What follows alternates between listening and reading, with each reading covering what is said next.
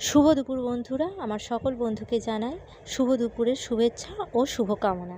প্রতিটি মাই চায় সন্তানের এই স্পেশাল দিনটাকে আরও স্পেশাল করে তুলতে, আর আমিও তার ব্যতিক্রম নই। তাই পুজো দিয়ে এসেই নিজে হাতে করা রান্না গুছিয়ে ছেলেকে খেতে দিয়েছিলাম।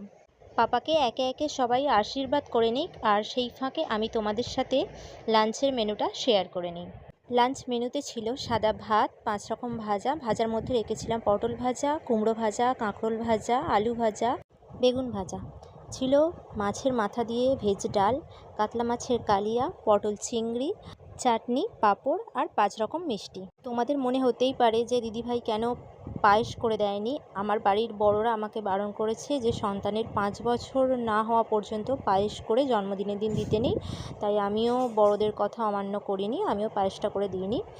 আজকের ভিডিওটা এখানেই শেষ করলাম বন্ধুরা। ভিডিওটা কেমন লাগলো অবশ্যই জানিও, ভালো লাগলে চ্যানেলটা সাবস্ক্রাইব করে দিও। দেখা হবে নেক্সট ভিডিওতে। টাটা।